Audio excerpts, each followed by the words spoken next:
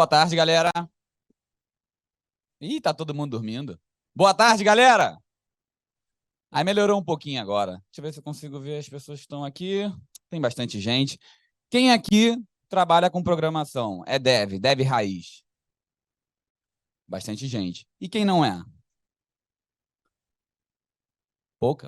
Poucas pessoas não são aqui. Então, acho que o papo vai ser bem legal com vocês. Eu vou me apresentar rapidamente antes de introduzir aqui o assunto. Meu nome é Thiago Barradas, eu trabalho na Stone, estou lá já tem um bom tempo. E sempre trabalhei com desenvolvimento de software voltado para o mercado financeiro, o que para mim é algo muito legal, pois são sistemas que são bem críticos de forma geral. Afinal, qualquer errinho ali pode causar um prejuízo de milhões. Então, é um assunto que eu gosto muito. Uma curiosidade sobre mim, eu tenho uma banda chamada Bad Request. O nome é bem legal também, né? Todos os integrantes trabalham com tecnologia, por isso o nome da banda. A gente está num processo também de gravação de CD, então em breve vai ter um EPzinho aí no ar também, para vocês. Um pouquinho do que eu falo embaixo ali e meus contatos também para quem quiser estar entrando em contato comigo. Eu vou estar falando de um assunto que para muita gente falar é um assunto muito básico, sólido, muito fácil, todo mundo entende.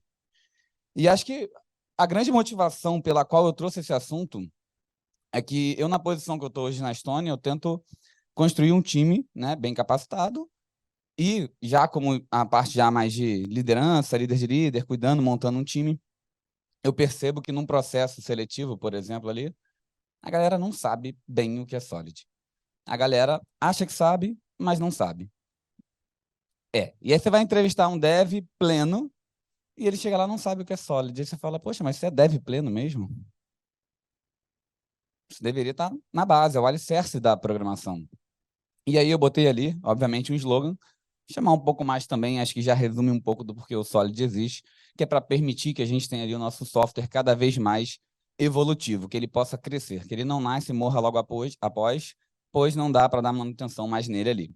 Bom, e acho que todo mundo está aqui, né? Deve estar com curiosidade mínima para entender o que eu tenho para falar sobre Solid, obviamente, em cima dos 5 pilares, dos 5 princípios, né, que ele se suporta, mas também as pessoas devem ter alguma dúvida em algum ponto. Tem alguns que são um pouquinho mais dúbios ali, e eu pretendo tentar esclarecer de uma maneira mais didática ali, para que não haja mais dúvida sobre o assunto.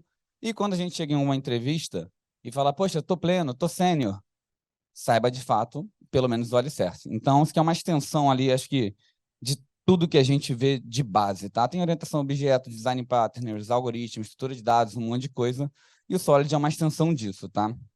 E aí eu fico muito feliz que vocês estejam aqui querendo se aprofundar nas bases.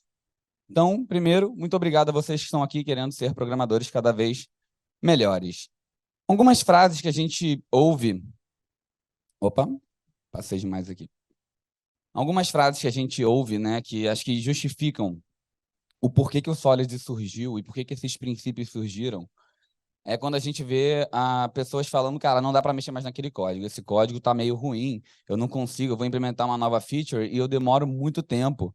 Eu vou fazer uma mudança simples, deveria ser simples, botar ali só um if, né? E aí você tem um trabalho de 2 semanas, um mês para fazer só aquele if muito simples. Ou então é um código cheio de armadilhas, famoso cobertor curto, né? Você puxa de um lado, descobre do outro, altera aqui, quebra do outro lado, e corrige aqui, né? Enfim. Ou então aquele código que você roda os testes ali, ele, pô, passou tudo. Aí quando vai passar no CI, rodou o teste de novo, quebrou. Porque o teste passa, outra hora não passa, o negócio está meio ali mal estruturado. Então, quando a gente chega em códigos que acabam refletindo, de fato, essas frases que estão ali, a gente acaba chegando na última ali, que é melhor criar um novo projeto do que mexer nesse. E é quando, de fato, você começa um processo ali, né, de jogar aquele software no lixo e criar algo novo, porque mexer ali está muito custoso. Então, quando a gente já constrói qualquer aplicação que a gente esteja fazendo, tá? Seja ela API ou não, enfim, usando esses princípios, a gente consegue garantir que esse software vai ser mais fácil da manutenção, que ele vai conseguir, de fato, estar evoluindo. Então, aqui eu botei alguns dos principais benefícios do Solid. Acho que ele se propõe a abraçar muito a abstração dentro do seu planejamento. Então, assim, isso de fato tira ali um pouco do que a gente tem de acoplamento no nosso código, onde a gente cria as coisas literalmente muito amarradas. Então, assim, reduzir o acoplamento é um dos pontos chaves que a gente tem no Solid? Permitiu alto nível de abstração. Quando você tem um código bem estruturado, métodos pequenos, as coisas fazendo uma coisa só, você já começa a ter também ali uma legibilidade melhor. Um exemplo, eu costumo falar que um método ele é bom o suficiente quando eu consigo abrir ele ali na minha IDE, com todos aqueles menus abertos, né? A barra de output que fica embaixo, o menu lateral de projeto, tudo que eu tenho, sobre aquela telinha pequenininha numa tela de notebook de 14 polegadas, e ainda assim eu consigo ver o início e o fim dele. Se passar disso, para mim, já não está muito bacana. E eu ainda gosto de separar cada pedacinho de escopo, né? Você vai fazendo uma sequência de passos ali, e separa com uma linhazinha em branco para ficar um pouco mais claro. Então, assim, de fato, eu vou ter o quê? 15 a 20 linhas ali dentro de um determinado escopo, tá? E é muito raro eu gostar de passar dessa quantidade, porque eu acredito que isso me traz um pouco de foco, me ajuda a obedecer esses princípios de forma mais prática, né? Reduzir o código duplicado, se eu tenho grande capacidade de abstração, eu sou capaz de tornar uma função única ali para resolver diversos problemas, tá? Facilita a implementação de novas features, manutenção de código existente, implementação e execução de teste, graças à abstração também que a gente traz ali junto com ele. Evita bugs em cascatas, então, o que eu falei de você mexer de um lado afetar do outro, e, enfim, permitir que o seu código evolua, tá? Aqui tem diversos benefícios, que é muito para ilustrar, que, de fato, tem muitos benefícios de você estar aplicando o Solid. Mas eu já consigo fazer um software assim, não entendo de Solid. Você não consegue fazer um software assim, você acha que você consegue, tá? Você está enganado, você não consegue. Bom, e eu vou trazer aqui alguns exemplos para a gente... Não está passando? Parou de passar? Tá. Bom, de forma geral, aqui nessa imagem, ele permite, tá, que seu código não seja um belo macarrão. Isso é o que o Solid permite no final das contas ali, quando você implementa ele.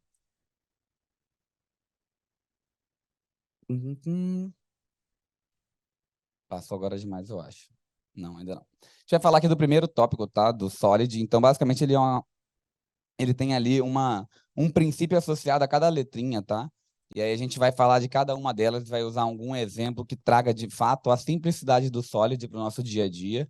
E por mais que seja simples, não menospreze, tá? Aplique no seu dia a dia, no seu código, pense na hora que estiver escrevendo. Eu estou cumprindo com esse princípio? Se eu estiver ferindo ele, não vou seguir. Eu vou refazer o que eu estou fazendo, tá? O primeiro deles seria o Single Responsibility, que seria a responsabilidade única. E, basicamente, ele é bem objetivo, como seu nome diz, eu acho que é o mais fácil de entender. Inclusive, eu acho que é o único que as pessoas chegam e sabem falar sobre. É justamente a letra S, é o mais fácil que tem ali, que é cada... Estou com dificuldade só de passar aqui.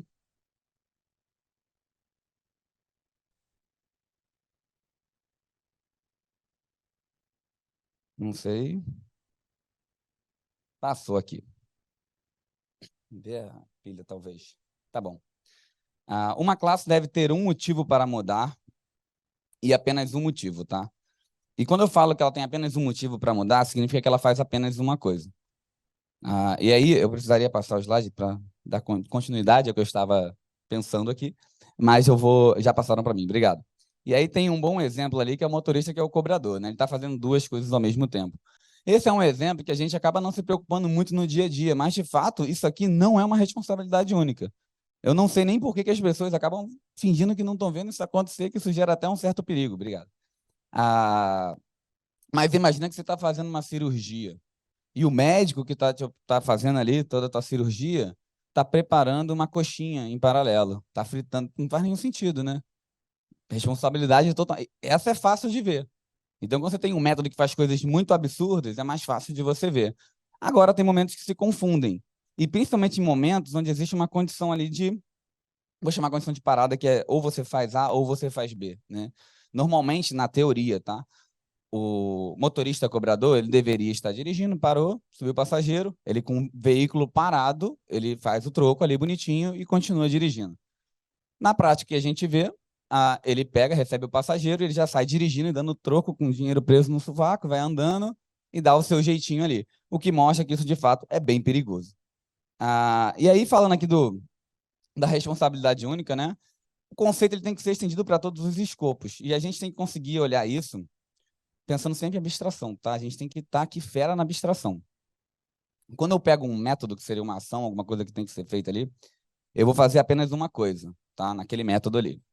Quando eu olho num escopo a nível de classe, aquela classe também deveria ser uma classe que representa exatamente uma entidade do meu universo real, do domínio da minha aplicação, tá? Então, assim, quando eu falo estender os escopos, seria justamente pegar um método ou uma classe ou qualquer outro nível, até mesmo o nível de um project que você está fazendo. E aí são níveis de granularidade diferentes, mas que você tem que conseguir manter apenas uma única responsabilidade, tá? Violar essa regra dificulta muito a manutenção. Quando você faz alteração em um contexto, você acaba afetando outros, gera auto-acoplamento, alta incidência de código duplicado e dificulta a criação de testes, tá? Depois vocês vão ter acesso também, estou vendo algumas pessoas tirando foto, mas vai estar disponível no site também do TDC, todos esses conceitos, e tem também alguns artigos para poder ajudar. Se não estiver dando para ver muito bem, eu tentei botar o máximo possível ali o tamanho da fonte, mas vai estar também disponível esse código separado no GitHub. E aqui, basicamente, imagina que é um método que faz um monte de coisa, beleza? Tem um monte de linha ali solta e é um método que faz um monte de coisa. E ali no meio desse meu método, tá? Na parte de cima ali, ele está pegando, criando uma mensagem, enviando e-mail, chamando o provedor de e-mail XPTO, enviando. Embaixo, ali nesse outro quadrado vermelho, ele está conectando no banco de dados, ele está salvando alguma coisa, está fazendo um monte de coisa em um grande bloco, tá? Isso aqui é nitidamente, todo mundo vê, já fica um pouco arrepiado, já percebe que não está legal. E aí a gente começa a melhorar esse código. Primeira coisa, você vai extrair um método ali privado. Então, você já tem ali dois submétodos do lado direito ali agora, aonde dentro do meu método principal, ele ficou menorzinho, eu chamo um método que faz envio de e-mail, chamo outro método que está fazendo ali a parte da persistência em banco, tá? E aí, já tá legal? Melhorou um pouco, mas ainda assim, eu consegui melhorar o que cada escopo faz a nível de método. Parando para pensar que eu deixei na mesma classe, dentro da mesma classe eu tenho gente enviando e-mail, conectando com o provedor de e-mail, mandando uma requisição HTTP lá, sei lá, para alguma ferramenta, persistindo, conectando com um banco de dados, algum outra ferramenta, e tudo na mesma classe. Eu preciso ainda segmentar um pouco mais. Então, aqui, evoluindo um pouco ali o que eu tinha feito, eu criei ali um repositório separado, criei uma camada, um serviço de notificação separado, e criei uma camada ali ainda extra, porque tinha um método ali que fazia, enfim, uma transação bancária fictícia. Criei também um bank service ali também separado, tá? Então, eu separei de fato, tá? Cada serviço que vai fazer cada coisa diferente. Porém, se eu tiver alguma outra... Ali eu criei um payment repositório, seria um repositório de payment, que cria um pagamento. Se eu tiver, talvez, ali um método para alterar o meu pagamento, que tem que ir no banco de dados, cara, faz parte desse meu escopo, de um payment repository, de fazer isso. Então, essa capacidade de analisar e criar essas abstrações e pensar em como você vai segmentar o seu código, você tem que estar isso já desde o início, já mapeando. E tá tudo bem se você vai criando e fala, poxa, acho que isso não ficou muito legal. Vou mudar aqui, eu vou remodelar o que eu estou fazendo. Você pode mudar de ideia ao longo do caminho. Porque abstrair não é necessariamente trivial, não é fácil. Então, a gente precisa ir remodelando conforme a gente vai construindo, tá? Bom, e aqui um exemplo, tá? Agora de como é que eu chamaria aquele método. Eu basicamente recebi ali, eu tenho três propriedades ali internas que eu peguei e botei basicamente recebi, que é o meu payment repository, o notification service que eu falei, o bank service, e no meu método, de fato, eu chamei eles. O contexto da minha classe, tá? A gente vai falar um pouquinho disso também depois, tá? Ela faz, de fato, ali um processamento que usa comportamentos de outras três classes, tá? E ela está recebendo aquilo dali, está recebendo através de uma interface, já está aplicando um bom padrão, não está ligado com a responsabilidade única, mas ela recebe isso de fora e ela não se preocupa com esse processamento, com esse código. Então, se eu mudo como eu envio e-mail, eu não preciso mexer nessa outra classe, tá? Eu só vou mudar, conectava no provedor A, agora eu quero para o provedor B, quero usar um outro formato de e-mail. Não importa, não preciso botar esse código aqui em risco, a parte, por exemplo, de acessar o bank service, fazer a transação de fato, tá? Então, separar essas responsabilidades começa em você tentar reduzir o escopo do que cada coisa faz. E aí, quando você pensa, poxa, mas se eu tiver que mudar o provedor de e-mail, tenho que mexer no lado A e no lado B, já é algo estranho. Primeiro que você tem que estar mexendo em dois lugares. Ou também, se você pensa, poxa, para eu alterar esse código, eu deveria alterar ele se acontecer algo A ou algo B. Duas razões para eu estar mudando aquele método, também está errado, tá? O Open Closed, ele já gera um pouquinho mais de dúvida, apesar de ser relativamente simples, tá? Acho que o Liskov é o que mais gera dúvida e é mais simples ainda. Mas vamos lá no Open Closed aqui. Entidades de software devem ser abertas para extensão, mas fechadas para modificação. E é complexo você falar o que é uma extensão e o que é uma modificação, né? O que é uma extensão, o que é uma modificação? Quando eu pego ali, por exemplo, no meu código, e eu pego algo que já existe, um método, e altero, isso é uma modificação. Se eu crio um novo método, isso é uma extensão, tá? Estou criando algo novo, ou criando uma nova classe. E aqui, só por padrão que estou botando aqui, o brasileiro tem capacidade incrível de fazer coisas incríveis na engenharia civil e também na programação. Tem coisas que eu vejo em código que chegam a ser similares a essa imagem. Acho que todo mundo deve conhecer ali o Hadouken do PHP, que tem uma foto, que é um Hadouken, uma cascata de if imensa, e é um negócio bem clássico aí dos anos, sei lá, 90 ou 2000 ali, mas tem já um bom par de décadas aí essa imagem.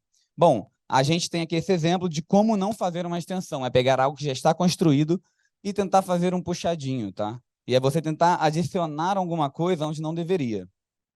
Deixa eu avançar aqui mais um pouquinho. Então, prefira sempre criar extensões. Como que eu faria, pensando que isso aqui foi feita uma modificação numa estrutura, o que eu deveria ter feito?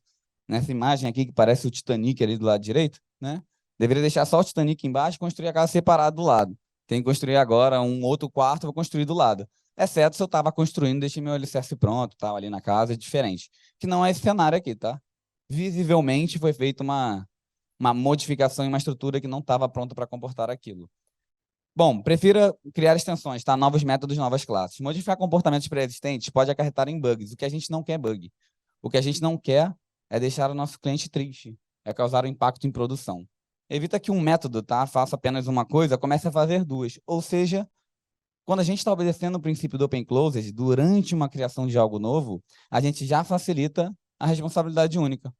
Então, quando for fazer algo novo, se a gente estiver preocupado com o Open Closed, a gente já vai estar também ajudando a garantir responsabilidade única, tá?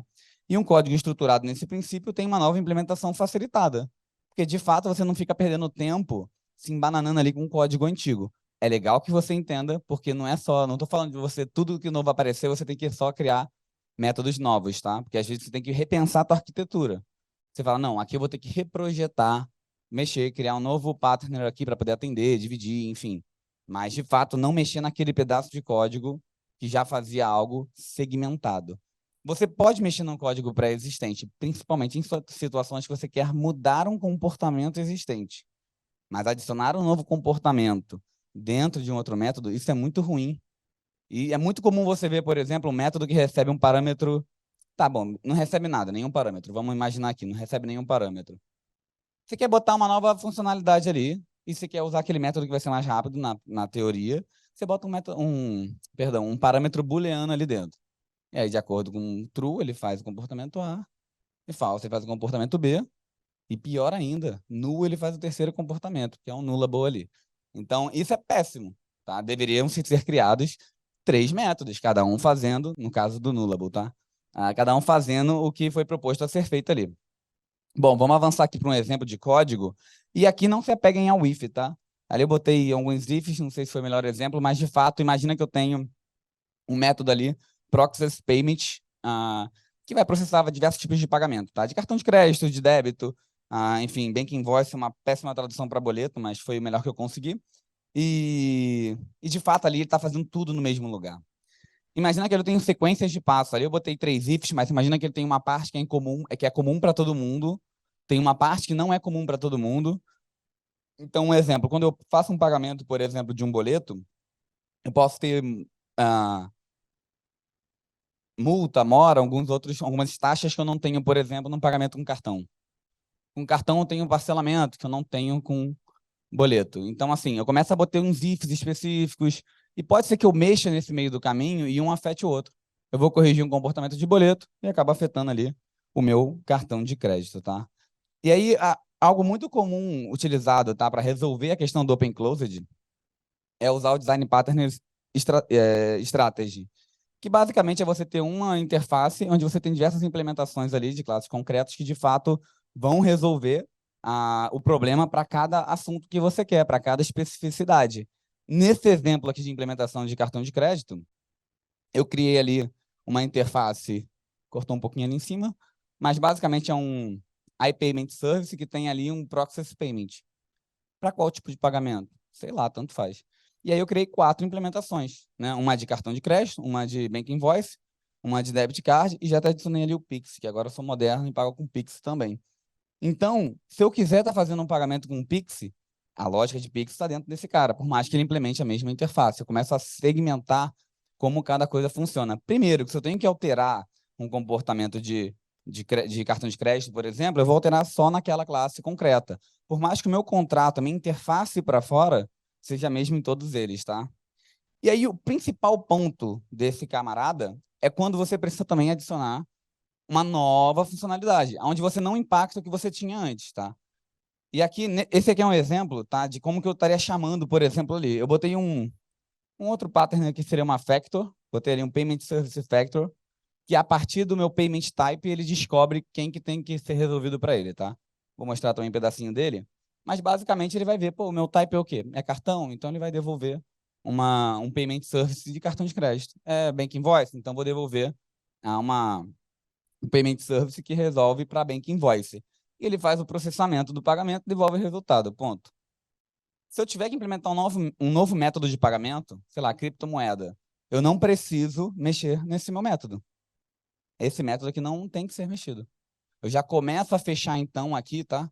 Para modificação. E eu começo a estender o meu comportamento. Nesse exemplo aqui, eu criei uma factor simples, onde basicamente eu faço um switch a partir do meu type, criei um enumerador lá também.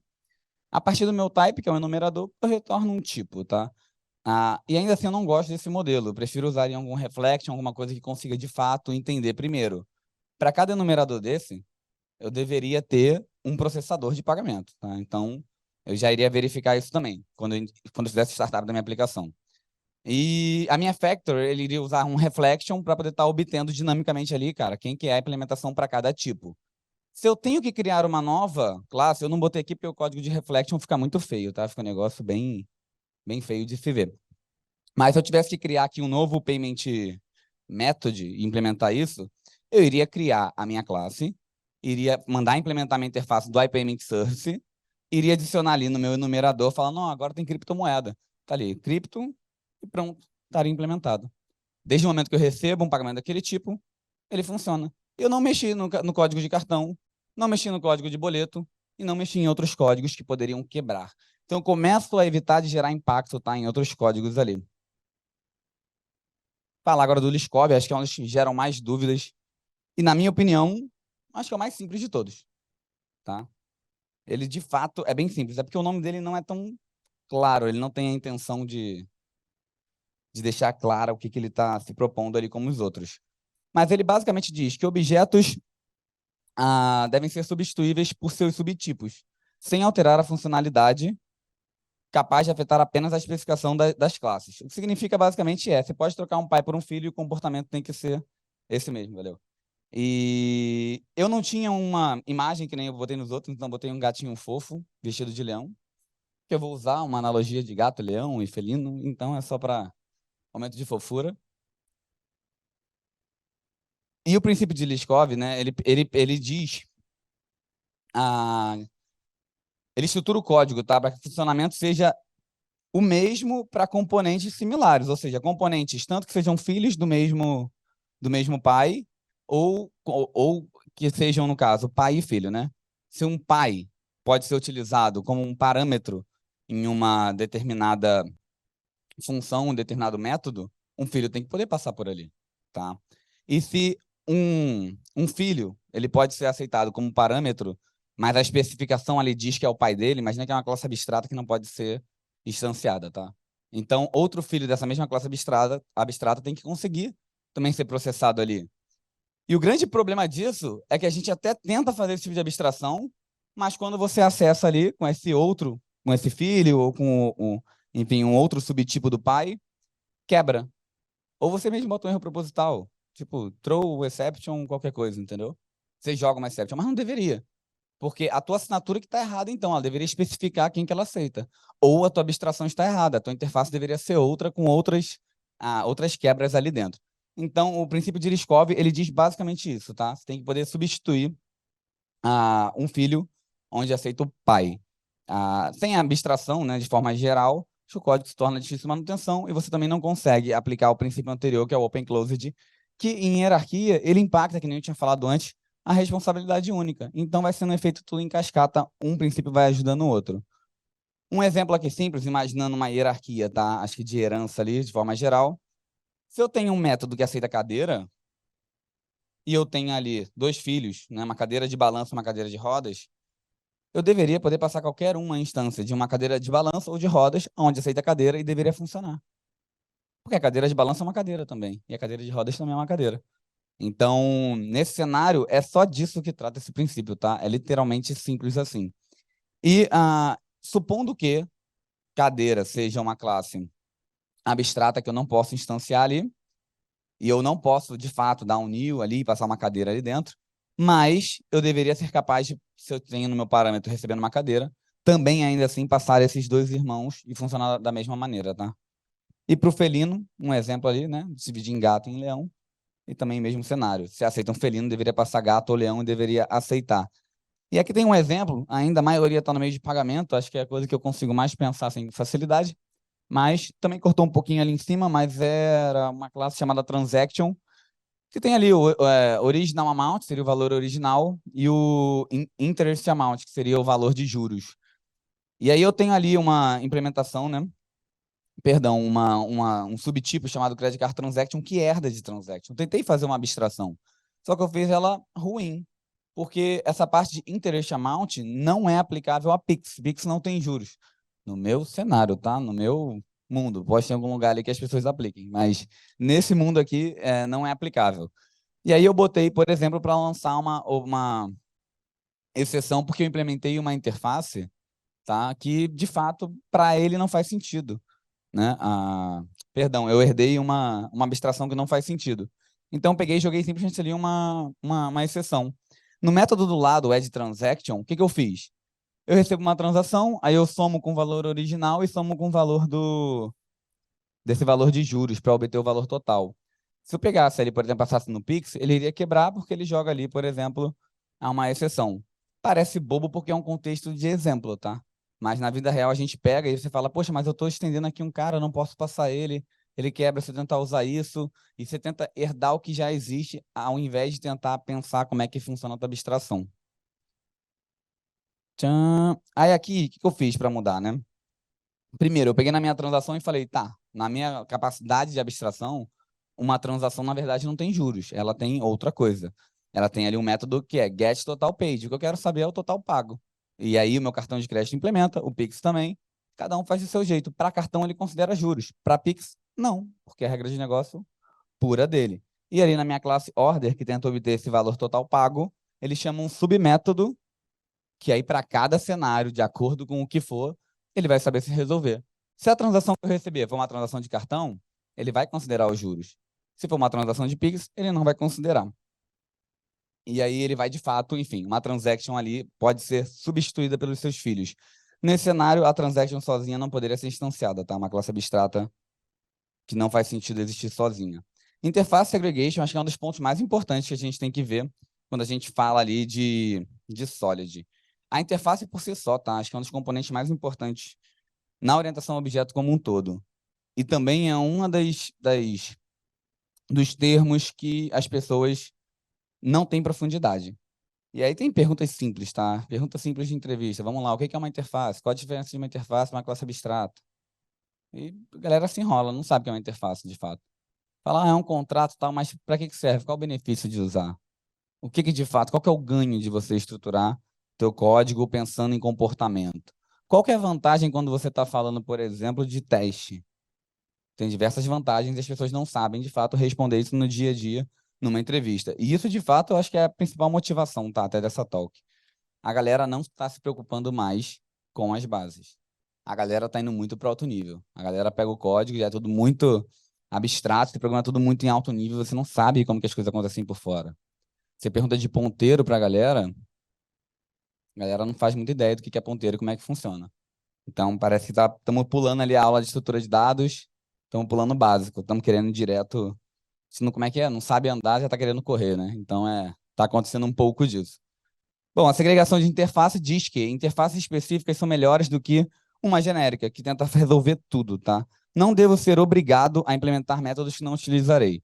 Então, um exemplo aqui seria uma ferramenta que faz várias coisas ao mesmo tempo, e às vezes eu quero martelar e não quero estar utilizando ali minha chave de boca ali. Melhor que eu tenha essas funcionalidades separadas, tá? E a interface deve ser cumprida em sua totalidade, então ficar botando ali um throw exception, não implementei, é algo ruim. Interface tem que fazer sentido no domínio da sua aplicação. Então, foi um exemplo que eu falei ali do meu Pix, que na verdade era uma classe abstrata, mas também é aplicável. Se para mim, no meu contexto, o Pix não tem juros, eu tenho que modelar dessa forma, porque para mim isso faz sentido.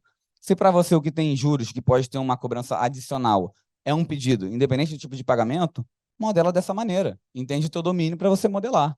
Tá? O domínio vizinho não é igual ao teu.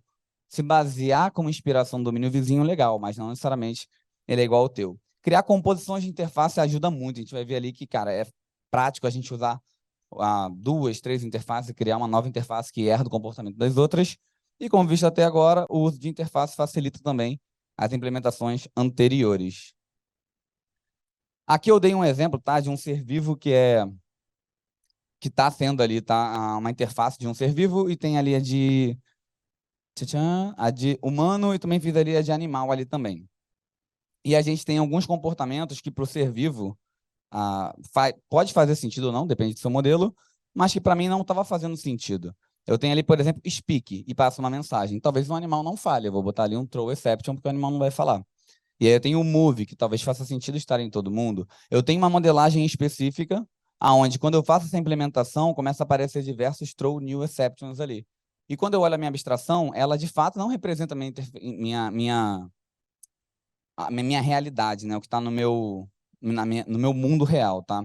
E aí eu comecei a separar isso em componentes bem pequenininhos. Eu botei então o iMovable.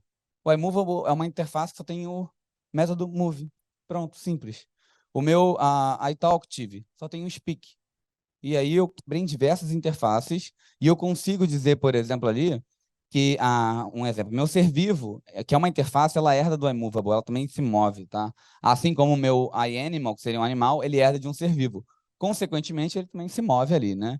E aí eu consigo ter minha implementação ali.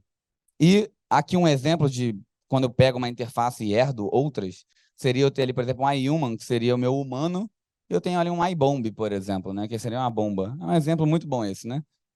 E aí eu criei um terrorista, que é uma junção na interface de um humano que explode, que é a minha bomba, e aí tá tudo certo.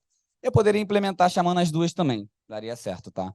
Mas se eu quiser ter um método que recebe ali um terrorista ali, digamos assim, eu teria que especificar de fato que aquele meu tipo, implementa as duas, teria que usar algumas outras artimanhas que nem todas as linguagens têm para poder tratar isso.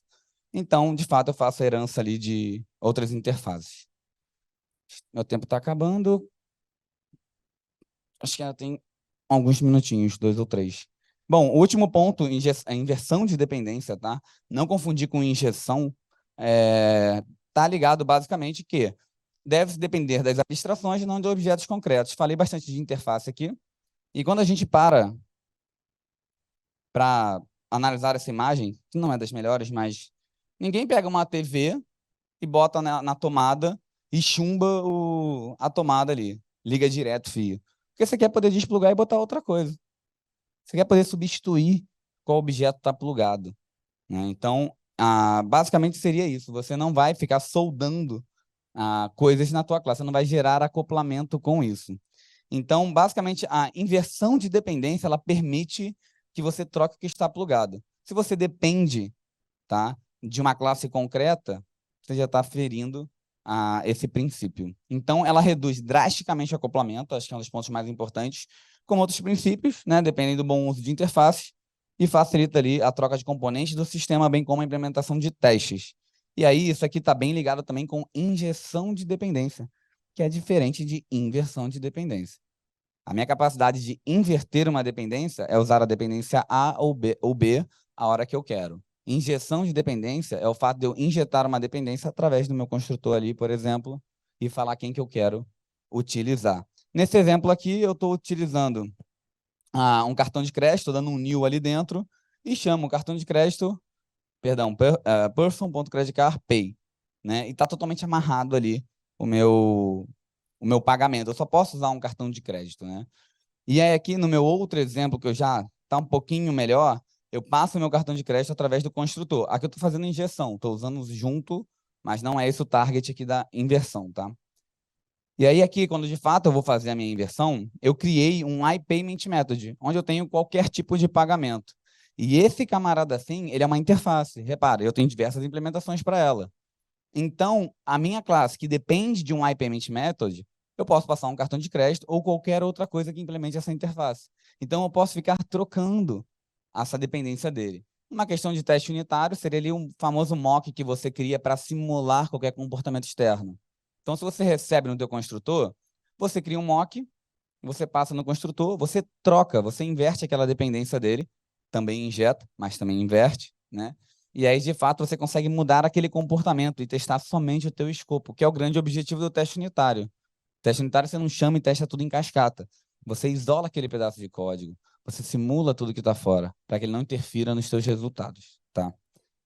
Bom, caminhando aqui para o fim, se preocupe, tenha carinho e capricho com o código que você projeta e escreve. Por quê? Você provavelmente vai ter que lidar com ele amanhã. E você vai ficar reclamando do teu próprio código. Acho que perguntar aqui para a maioria das pessoas, quem que faz um código, olha, 1 ano depois, 2 anos depois e tem orgulho, muita gente fala, poxa, eu não costumo gostar do meu código antigo, porque eu acho que eu evolui muito. Não, talvez a gente só esteja sempre com pressa. E esse seja um grande problema que faz a gente falhar. Essa pressa de entregar muito, de ser extremamente produtivo. Bom, deixando aqui, para fechar, tem a frase aqui do Martin Fowler: qualquer tolo consegue escrever código, o computador entende, bons programadores escrevem códigos que humanos podem entender. Então, preocupem-se com essa legibilidade que a gente tem também. E, vindo lá do tio Bob também, pegando a analogia com deixar do acampamento mais limpa do que quando e como você encontrou, deixa o código mais limpo do que quando e como você encontrou. Tem um material aqui, quem quiser pegar, fiquem à vontade, vai estar também no site, então não precisem se correr para poder pegar, eu mando também lá no Hopin para todo mundo ter acesso. E ali tem uma sequência de artigos onde eu, de fato, dou um zoom um pouco maior nessa explicação, tá? E aí vale a pena se aprofundar no assunto.